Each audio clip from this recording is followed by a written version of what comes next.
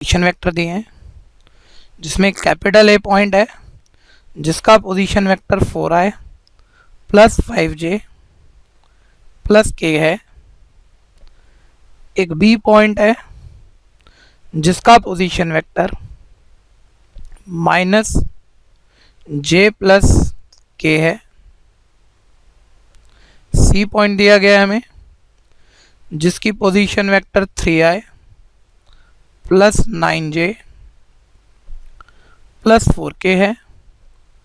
एक D point है जिसकी position vector minus 4i plus 4j plus 4k है। और मुझे कहा गया है कि मुझे चारों पॉइंट को प्लेनर प्रूफ करने हैं। देखिए यहाँ स्टूडेंट जब जल्दी से क्वेश्चन करते हैं तो वो गलत करने की गुंजाइश यहाँ ज़्यादा रहती। चारों पॉइंट यहाँ मुझे कोप्लेनर प्रूफ करने हैं। ध्यान देना, पॉइंट कोप्लेनर प्रूफ करने हैं, 3 वेक्टर कोप्लेनर प्रूफ नहीं करने हैं। आपने पढ़ा था 3 वेक्टर अगर कोप्लेनर प्रूफ करने हो तो उनकी स्केलर ट्रिपल प्रोडक्ट अगर 0 है तो वो कोप्लेनर होते हैं, वो एक ही प्लेन के ऊपर होते हैं। लेकिन ये 3 या 4 वेक्टर नहीं, ये पॉइंट के पोजीशन वेक्टर हैं। तो मैं यहाँ पर ऐसा एज्यूम कर लेता हूँ कि ए पॉइंट और बी पॉइंट को मिलाने वाला वेक्टर वेक्टर ए बी, जिसे मैं वेक्टर ए बोल देता हूँ, मैं इसे निकाल लेता हूँ।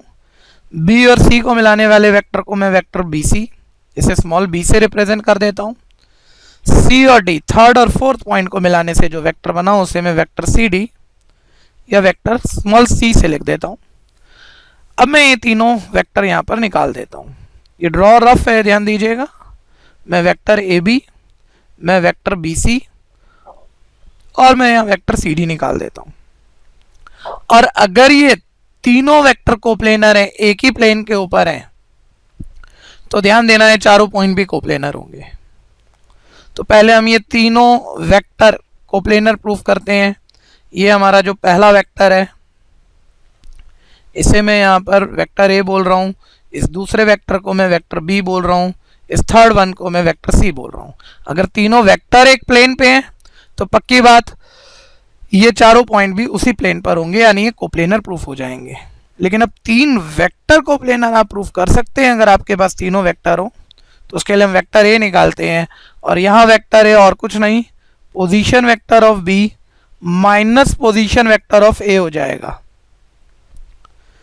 तो बी में से आप ए का पोजीशन वेक्टर माइनस करेंगे, ब्रैकेट खोलेंगे यहाँ बी का, तो माइनस का ध्यान देना, माइनस जे। बी में से ए को माइनस करना है मैंने, तो एक बार और ध्यान देना, ए के सारे साइन माइनस के भी हो जाएंगे। पहले बी में आई कैप वाली कोई टर्म नहीं है तो उसे हम 0 आई कैप बोलते हैं।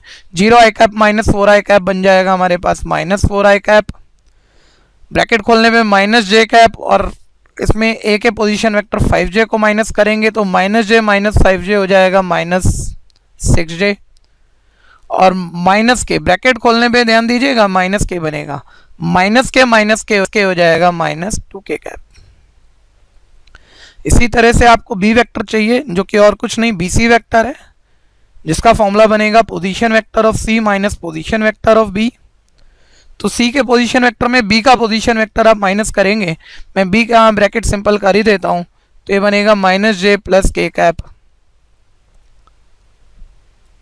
बल्कि हम इसमें आई कैप वाली टर्म नहीं है तो उसे 0 आई कैप लिख देते हैं और आगे ब्रैकेट खोलने पर माइनस 1j कैप, माइनस से ब्रैकेट खोलने पर ये माइनस 1k कैप होगा। ध्यान दीजिएगा आई कैप वाली टर्म नहीं है, उसे 0 आई कैप लिखा है, माइनस से ब्रैकेट खोला minus 1j cap, minus k cap हो जाएगा। अब मैं यहाँ पर बी वेक्टर लिख रहा था जो कि position vector of C minus position vector of B है। सी में बी का पोजीशन वेक्टर आप माइनस करेंगे, 3i माइनस 0i आ जाएगा आपके पास 3i cap. 9j minus minus plus 1j हो जाएगा आपके पास 10j cap. 4k minus minus plus 1k cap आपके पास हो जाएगा 5k कैप। आपको अब यहाँ पर वेक्टर सी चाहिए जो कि और कुछ नहीं सी डी वेक्टर, यानी position vector of D minus position vector of C है। मैं डी के पोजीशन वेक्टर में सी का पोजीशन वेक्टर माइनस करूंगा, माइनस 4i माइनस 3i मेरे पास बनेगा माइनस 7i कैप।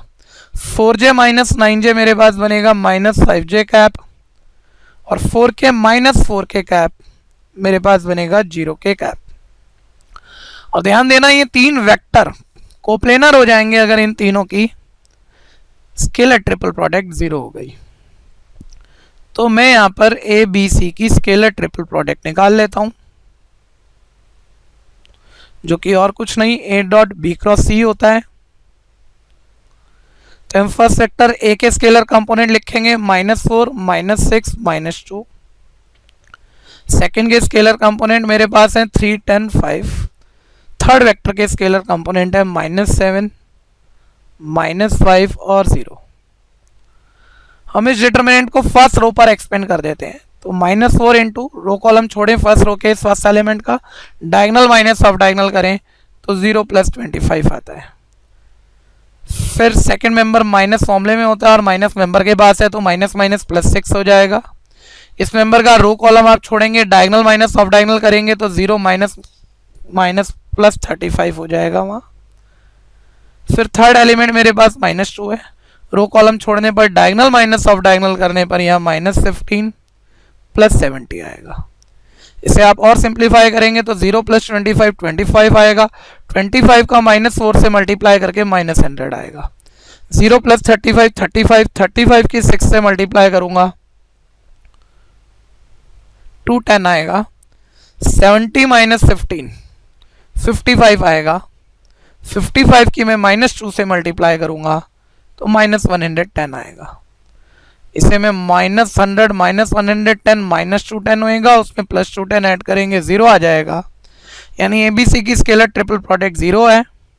तो हम कह सकते हैं कि यहाँ वेक्टर एबीसी, ध्यान दीजिएगा यहाँ पर अगर स्केलर ट्रिपल प्रोडक्ट 0 आई है हमारे पास तो हम यह कह सकते हैं